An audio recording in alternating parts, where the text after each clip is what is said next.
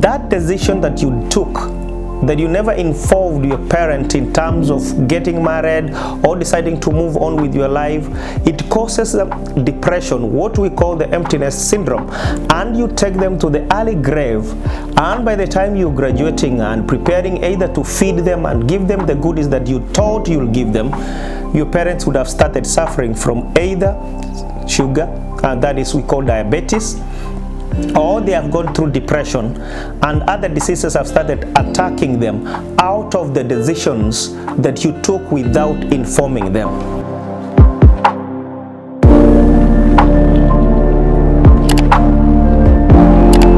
Instead of going mute, no SMS, no calling, 3 days, 1 week, 1 month, and they are wondering and making announcements that maybe you were abducted.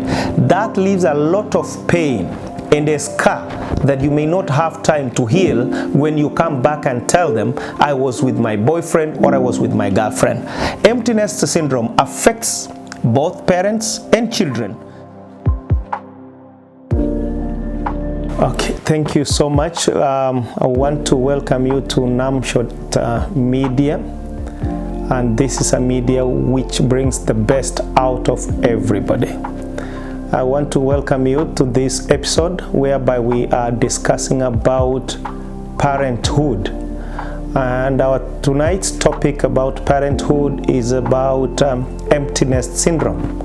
Emptiness syndrome is coined from the analogy of a nest whereby a bird gets to put the eggs or lays the eggs, and after laying the eggs, it hatches the eggs to the little ones, and when they grow, the bird continues to feed them.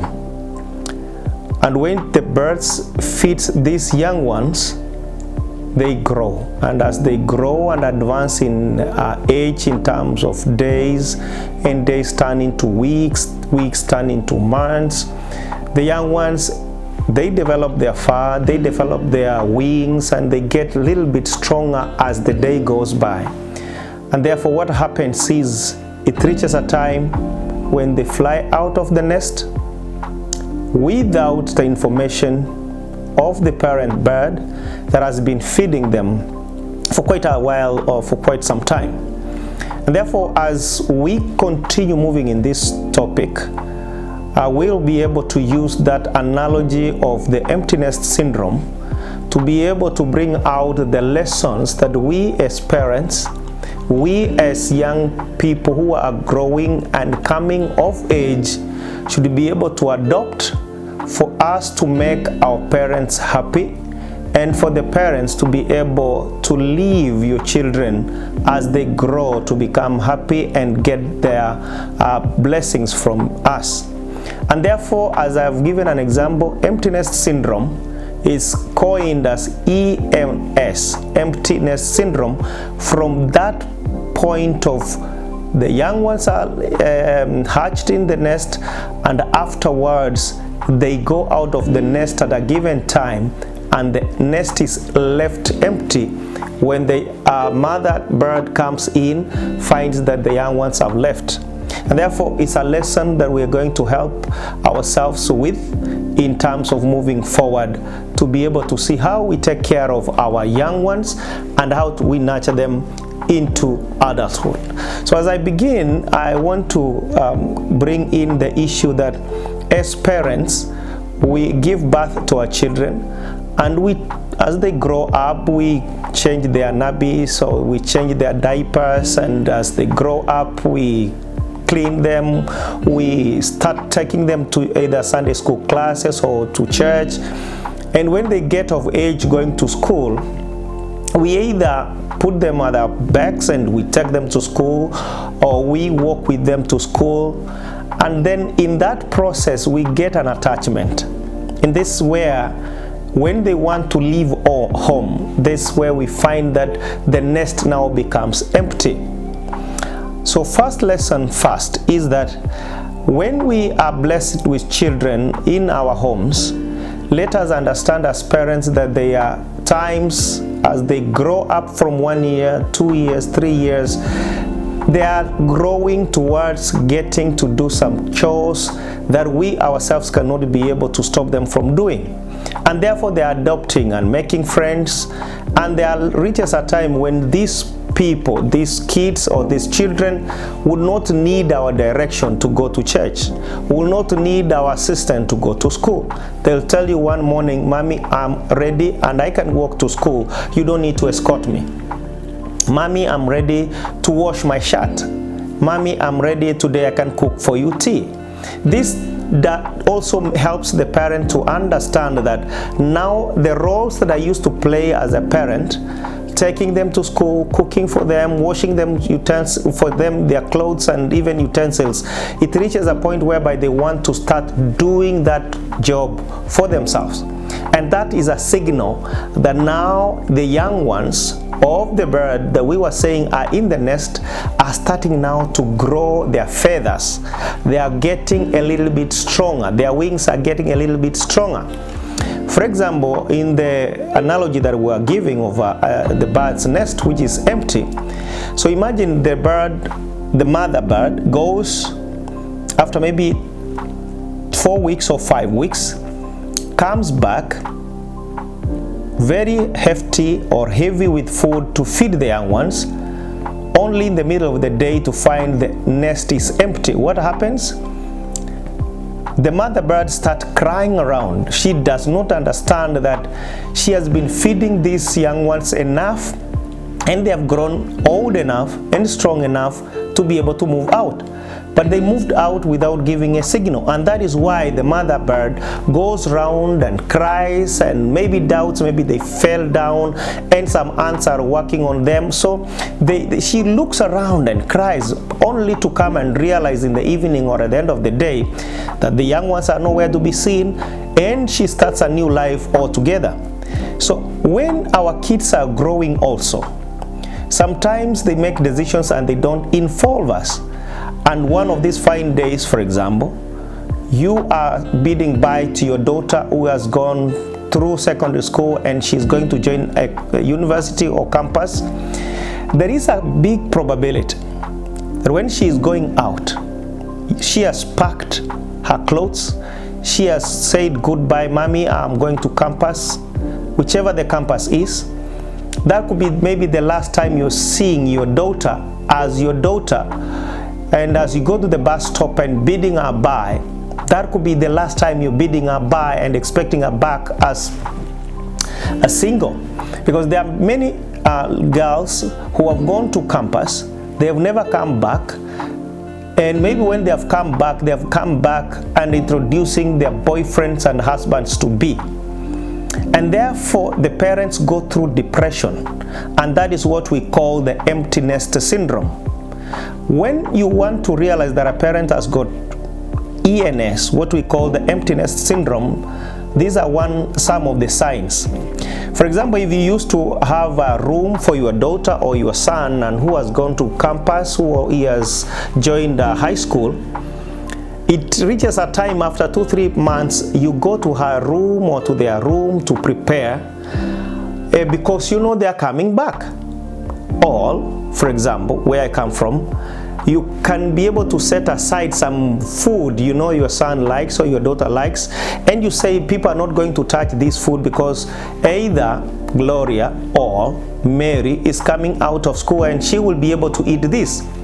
That is a sign that a parent has gone through empty nest syndrome, or those are signs that a parent is suffering from empty nest syndrome. What happens is you prepare the bed, and only to realize that schools have been closed or campus has been closed and your daughter is not coming back. She says, "Mommy, I am not coming back because I have a boyfriend or I got married." This has become a problem and caused many parents to go through depression and even to their early graves because of this depression, or what we call the empty nest syndrome. Counsels to the kids or to the boys and girls is that when you make a decision that touches the decision that your parents escorted you from home, sending you to school, and you decide either to get married or to marry, or not to come back, home at the time that the parents expected you to come. I'm asking the boys and girls of age just report or say to your parents that I am not coming back home because of 1 or 2 reasons. That will save our parents not going through what we are saying or discussing called empty nest syndrome.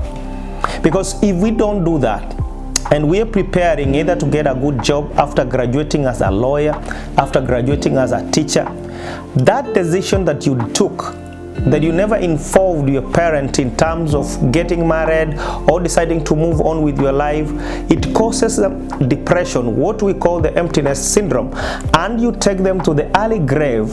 And by the time you're graduating and preparing either to feed them and give them the goodies that you thought you'll give them, your parents would have started suffering from either sugar, and that is we call diabetes, or they have gone through depression and other diseases have started attacking them out of the decisions that you took without informing them. Some of these parents, I go with them to church, you find even when they used to come to women group meetings earlier and well-dressed, they go through a lot of depression, and even whatever they want to eat, they suffer from insomnia, that is lack of sleep. Some of them, they don't even eat well because they are going through what we call empty nest syndrome. Number 2, having discussed about making a decision. Number 2, parents also need to understand this point, that our kids get to an age whereby, like I mentioned earlier, if you see your son is getting to age 7, age 8, 9 or 10 years and he says, "Mommy, I don't want you to wash my shirt," that tells you as a parent, that's a good signal that your boy is getting mature, and you start going back gracefully, slowly accepting the fact that now your son has become a little bit understanding, so that as the time goes by and your son gets to 18 or 20 years and gets married, you would have started preparing yourself from age 10 when your son told you, "Mommy, I don't want you to wash my shirt. Mommy, I don't want you to wash my trouser." That is a good signal that things and roles as a parents have started changing, because you've been taking a center role of washing their clothes, dressing them, but it reaches a time when your son tells you, "I will work with my wardrobe. I know what I'm going to dress today. I know what I need."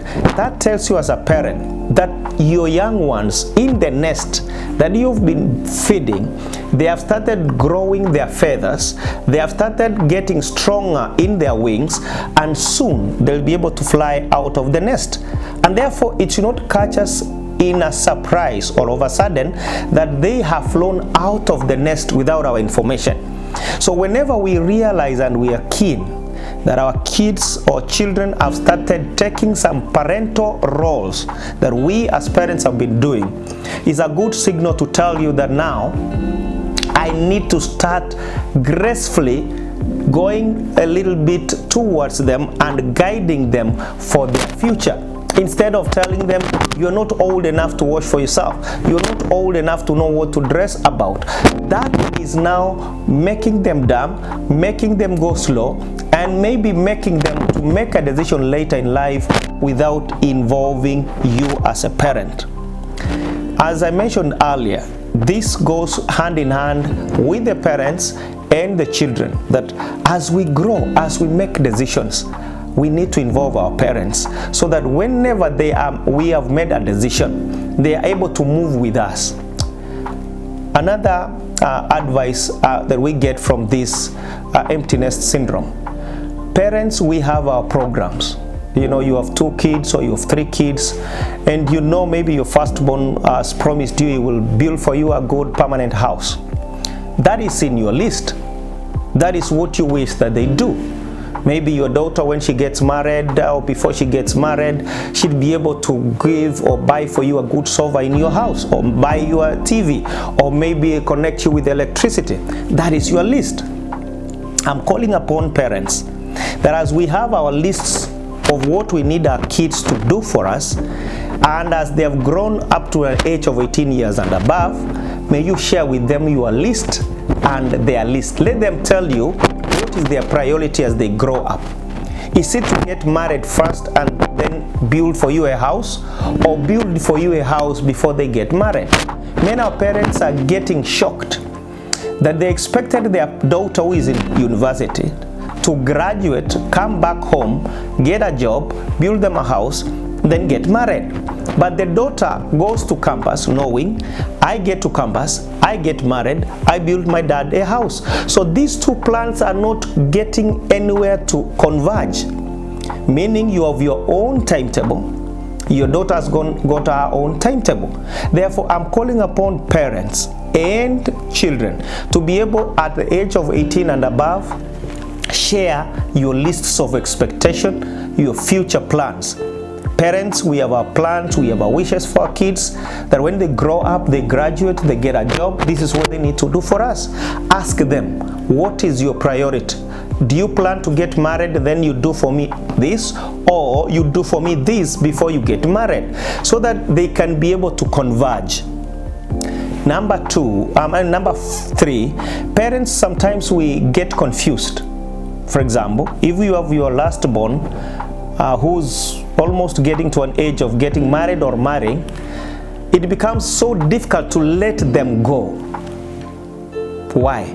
You ask yourself, I have been with 3 children or 4. 3 have got married, either they got married as one is a male or another one is a lady, and they got married. But the last born is in the house and you wish that she or he would stay a little bit longer because now they are keeping you company.